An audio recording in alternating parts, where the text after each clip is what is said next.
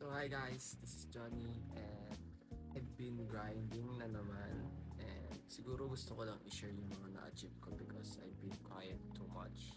February 17, nakahanap ako ng work. Di ba ang kulit? Naka-short lang ako noon, boy. Short. Tapos interview.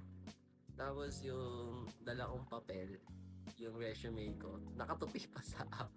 Kulit lang pero tanggap kung ano talaga para sa'yo talaga.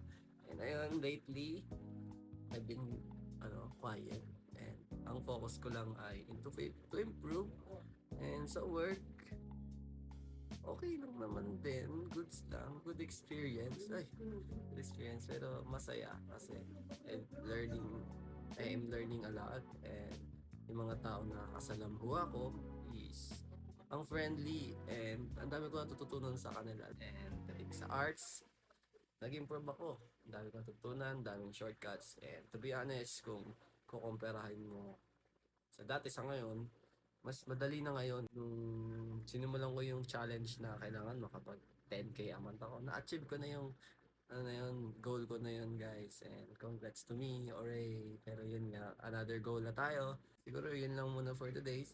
RE.